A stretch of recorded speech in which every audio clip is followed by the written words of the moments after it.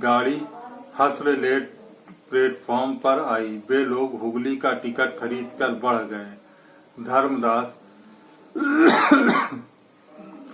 देवदास के पास हो रहा। संध्या के कुछ पहले ही देवदास की आंखों में चिंगारियां निकलने लगी। धीरे धीरे धुआंधार बुखार चढ़ गया। उन्होंने धर्मदास को बुलाकर कहा, धर्मदास, आज ऐसा मालूम पड़ता है कि घर भी पहुंचना कठिन है। धर्मदास ने डर कर कहा, क्यों भैया? देवदास ने हंसने की चेष्टा करके कहा, फिर बुखार चढ़ आया है धर्मदास। काशी को गाड़ी पार कर गई। तब तक देवदास अचेत थे। पटना के पास आकर जब उन्हें होश हुआ तो कहा, अब तो धर्मदास माँ के पास सचमुच नहीं जा सके। धर्मदास ने कहा, चलो भैया, पटना में उतरकर हम डॉक्टर को दिखा लें। उत्तर में देवदास ने कहा, रहने दो, अब हम लोग घर पर ही चलकर उतरेंगे। गाड़ी जब पंडुआ स्टेशन पर आकर खड़ी हुई तब पौ फट चुकी थी। रात खूब वर्षा हुई थी। अभी थोड़ी देर से थमी हुई है। देवदास उठ खड़े हुए। नीचे धर्मदास सोया हुआ था। धीरे से उसके सिर पर हाथ रखा, किंतु लज्जावश जगा नहीं सके। फिर द्वार खोलकर धीरे से नीचे हसलेट प्लेटफॉर्म पर उतर गए। गाड़ी सोए हुए धर्मदास को लेकर चली गई। कांपते कांपते देवदास स्टेशन के बाहर आए। एक गाड़ीवान को बुलाकर पूछा, क्या हाथी पोता चल सकता है? उसने एक बार मुंह की ओर देखा, फिर एक बार इधर उधर देखकर कहा, नहीं बाबू, रास्ता अच्छा नहीं है। घोड़े की गाड़ी ऐसे कीचड़ पानी में उधर नहीं जा सकती। देवदास ने उद्विग्न होकर पूछा, क्या पालकी मिल सकती है? गाड़ीवान ने कहा, नहीं। देवदास इसी आशंका में धप से बैठ गए कि क्या अब जाना नहीं होगा। उसके मुख से उसकी अंतिम अवस्था के चिन्ह सुस्पष्ट प्रकट हो रहे थे। एक अंधा भी उसे भली भांति देख सकता था। गाड़ीवान ने दयाद्र होकर पूछा, बाबूजी, एक बैलगाड़ी ठीक कर दें? देवदास ने पूछा, कब पहुंचूंगा? गाड़ीवान ने कहा, रास्ता अच्छा नहीं है, इससे शायद 2 दिन लग जाएंगे।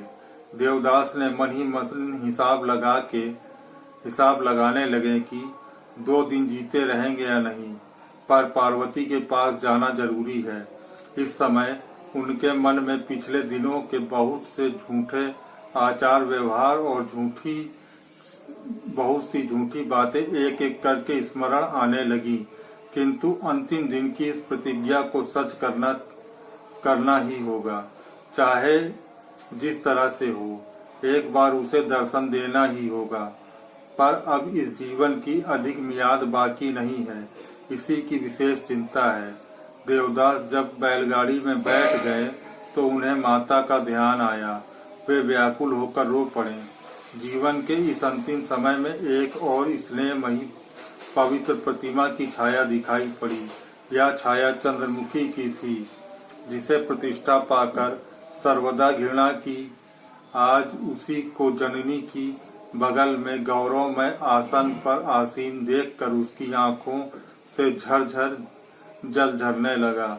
अब इस जीवन में उससे फिर कभी भेंट नहीं होगी, और तो क्या वह बहुत दिन तक उसके विषय में कोई खबर तक न पाएगी। तब भी पार्वती के पास चलना होगा। देवदास ने प्रतिज्ञा की थी कि एक बार वे और भेंट करेंगे। आज उस प्रतिज्ञा को पूर्ण करना होगा।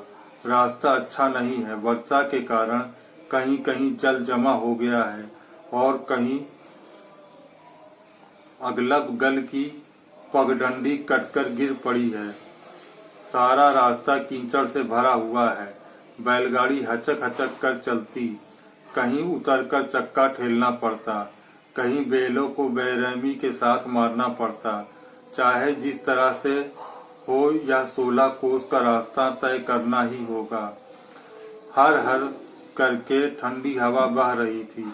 आज भी उन्हें संध्या के बाद विषम ज्वर चढ़ आया। उन्होंने डर कर पूछा, गाड़ीवान, और कितना चलना होगा? गाड़ीवान ने जवाब दिया, बाबू, अभी 8-10 कोस और चलना है। जल्दी ले चलो, तुम्हें अच्छा इनाम मिलेगा। जेब में से 100 रुपए का नोट था, उसी को दिखला कर कहा, जल्दी चलो 100 रुपए इनाम दूंगा। इसके बाद कब और किस भांति सारी रात बीत गई, देवदास को इसकी खबर नहीं, बराबर अचेत रहे। सुबह जब ज्ञान हुआ तो कहा, अरे अभी कितनी दूर है, क्या इस रास्ते का अंत नहीं होगा? गाड़ीवान ने कहा, अभी 6 कोस है। देवदास ने एक गहरी सांस लेकर कहा, जरा जल्दी चलो, अब समय नहीं है। गाड़ीवान इसे समझ न सका, किंतु नए उत्साह से बैलों को ठोक ठाक कर और गाली गलौज देकर हाँकने लगा। प्राणपण से गाड़ी चल रही थी, भीतर देवदास छटपटा रहे थे। एकमात्र यही विचार चक्कर लगा रहा था कि भेंट होगी या नहीं, पहुंच सकेंगे या नहीं। दोपहर के समय गाड़ीवान ने बैलों को भूसी खाने को दी, स्वयं भी दाना पानी किया। फिर पूछा, बाबू आप कुछ अन्न जल नहीं करेंगे? नहीं, बड़ी हसरियात लगी है, थोड़ा पानी दे सकते हो? उसने पास की पोखरी से पानी ला दिया। आज संध्या के बाद बुखार के साथ देवदास की नाक की राह बूंद बूंद खून गिरने लगा। उन्होंने भर जोर नाक दबाया, फिर मालूम हुआ कि दांत के पास से खून बाहर आ रहा है। सांस लेने में भी कष्ट होने लगा। हाँफते हाँफते कहा, और कितनी दूर? गाड़ीवान ने कहा, 2 कोस और है, रात को 10 बजे पहुंचेंगे। देवदास ने बड़े कष्ट के साथ रास्ते की ओर देखकर कहा, भगवान। गाड़ीवान ने पूछा, बाबू कैसी तबीयत है? देवदास इस बात का जवाब नहीं दे सके। गाड़ी चलने लगी, पर 10 बजे नहीं पहुंची। लगभग 11 बजे रात को गाड़ी हाथी पोता गांव के जमींदार के मकान के सामने पीपल के पेड़ के नीचे आकर खड़ी हुई। गाड़ीवान ने बुलाकर कहा, बाबू नीचे उतरिए। कोई उत्तर नहीं मिला। तब उसने डर कर मुंह के पास दिया लाकर देखा। कहा, बाबू क्या सो गए? देवदास देख रहे थे। होंठ हिलाकर कुछ कहा, किंतु कोई शब्द नहीं निकला। गाड़ीवान ने फिर बुलाया, बाबू। देवदास ने हाथ उठाना चाहा, किंतु उठा नहीं सके। केवल 2 बूंद आंसू उनकी आंखों के कोण से बाहर लुढ़क पड़े।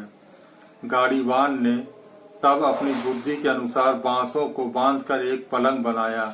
उसी पर बिस्तर बिछाकर बड़े कष्ट से देवदास को लाकर सुला दिया। बाहर एक मनुष्य भी दिखाई नहीं पड़ा। जमींदार के घर में सब लोग सो रहे थे। देवदास ने अपनी जेब से बड़े कष्ट से 100 रुपए का नोट बाहर निकाला। लालटेन की रोशनी में गाड़ीवान ने देखा कि बाबू उसी की ओर देख रहे हैं, परंतु कुछ कह नहीं रहे। उसने अवस्था देखकर नोट लेकर चादर में बांध लिया। साल में देवदास का सारा शरीर ढका था। सामने लालटेन जल रही थी और पास में नया साथी गाड़ीवान खड़ा था। पौ फटी। सुबह के समय जमींदार के घर से लोग बाहर निकले। एक आश्चर्य मंदिर से पेड़ के नीचे एक आदमी मर रहा था। देखने से सदकुल का जान पड़ता था। शरीर पर साल, पांव में चमकता हुआ जूता, हाथ में अंगूठी पड़ी हुई थी। एक एक करके बहुत से लोग जमा हो गए। क्रम में भुवन बाबू के कान तक यह बात पहुंची। वे डॉक्टर को साथ लेकर वहां आए। देवदास ने सबकी ओर देखा, किंतु कंठ रुद्ध में कहा, किंतु उनका कंठ रुद्ध हो गया था। एक बात भी नहीं कह सके, केवल आंखों से जल बहता रहा। गाड़ीवान जो कुछ जानता था कह सुनाया, परंतु उससे कुछ विशेष बातें नहीं मालूम हुई। डॉक्टर ने कहा, ऊर्ध्व श्वास चल रहा है, अब शीघ्र ही मृत्यु होगी। सबने कहा, आह। घर में ऊपर बैठी हुई पार्वती ने यह दयनीय कहानी सुनकर कहा, आह। किसी एक आदमी ने तरस खाकर 2 बूंद जल और तुलसी की पत्ती मुंह में छोड़ दी। देवदास ने एक बार और उसकी ओर करुण दृष्टि से देखा, फिर आंखें मूंद ली। कुछ क्षण सांस चलती रही, फिर सर्वदा के लिए सब शांत हो गया।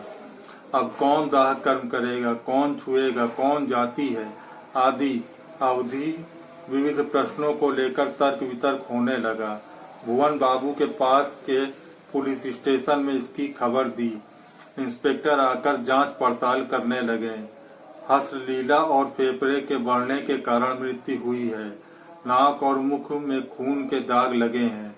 जेब में 2 पत्र निकले। एक ताल सोनपुर के द्विजराज मुखोपाध्याय ने बंबई के देवदास को लिखा था कि रुपए का इसी समय प्रबंध नहीं हो सकता, और एक काशी से हरिमती देवी ने उस वक्त देवदास को लिखा था कि कैसे हो। बाएं हाथ में अंग्रेजी में नाम का पहला अक्षर गुदा हुआ था। इंस्पेक्टर ने निश्चित करके यह कहा, यह मनुष्य देवदास है। दोस्तों, आज के लिए बस इतना ही। इसके आगे की उपन्यास मैं आप लोगों के समक्ष अपने अगले वीडियो में लेकर उपस्थित होऊंगा।